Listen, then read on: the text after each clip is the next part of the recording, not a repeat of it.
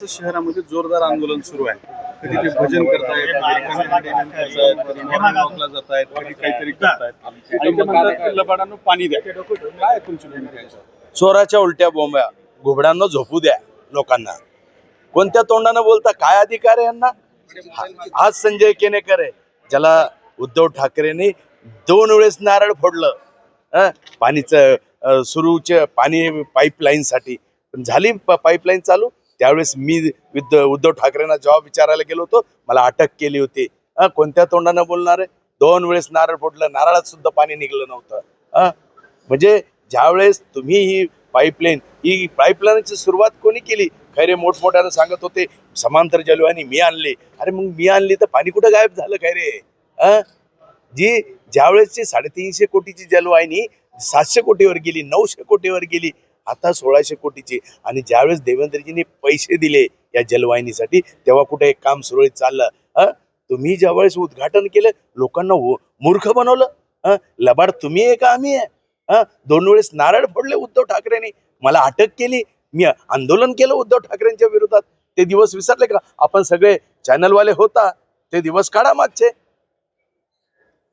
म्हणजे तुमचं उत्तर आहे घुबडांनो झोपू द्या. घुबडांनो झोपू द्या लोकांना. हे उलट्या चोराच्या उलट्या बोंब आहे. 1680 कोटीची योजना होती ती 3200 वर गेली. भ्रष्टाचार केला असा तुमच्यावर आरोप होतो. भ्रष्टाचार रात्रीतून खैरेने किती जणांना पैसे वाटले? आम्हीच होतो विरोधात बोलणारे की खैरेजी ही समांतर जलवाहिनी होऊ द्या, हिला लंबी करून. ठेकेदाराला पळवणारे हेच आहे, ठेकेदाराला धरून आणणारे हेच आहे. 2014 ते 19 देवेंद्र फडणवीस हेच मुख्यमंत्री होते, तेव्हा देखील काही अडचणी, त्यावेळी देखील हा प्रश्न सॉल्व्ह. त्यावेळी सुद्धा देवेंद्रजींनी अडचण सोडवली.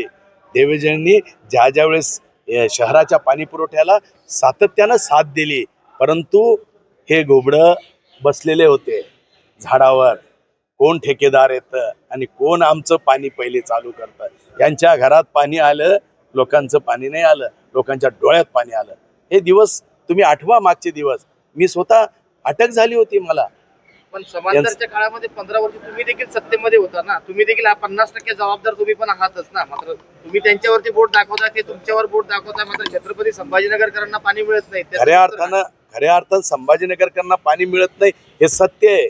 परंतु या पाण्यासाठी सर्वात जास्त भारतीय जनता पार्टीचे खरं तर श्रम लागलेले आहे. अतुलजी सावे यांनी या जलवाहिनीची पूर्तता केली. अतुलजी सावेंनी खऱ्या अर्थानं याच्यात समर्पित होऊन काम केलं. अतुलजी सावेंनी विसरता येणार नाही. अतुलजी सावे देवेंद्रजीकडे बसले आणि या जलवाहिनीला पैसे आणले. यांनी खोटे नारळ फोडले. आता तुमचं सरकार आहे, पाणी कधीपर्यंत मिळणार? निश्चितपणे आम्ही ताबडतोब या काळात लवकरात लवकर 5 दिवसाआड पाणी देण्याचा विचार करतोय. पाईपलाईनीची खऱ्या अर्थानं काम चालू आहे आणि त्याच्यामुळे तांत्रिक कारणानं या घटना घडत आहे. परंतु आम्ही प्रशासनाला धारेवर धरण्याचं काम करणारे. मी जबाब विचारणारे. सोमवारी माझी धडक कंपनी आणि आयुक्तावर जाण्याची कारवाई चालू झालेली आहे. मी धडक कारवाई करणार आहे आणि कंपनीवाल्यांना धारेवर धरून विचारणार आहे की हे तुम्ही का पाणी देणार आहे का तुम्हाला इथं रस्त्यावर आम्ही लोकांबरोबर. आणि आम्ही लोकांकरता रस्त्यावरही यायला तयार आहे. प्रशासनाच्या विरोधात जाणार आहे आम्ही. मी जाईल प्रशासनाच्या विरोधात.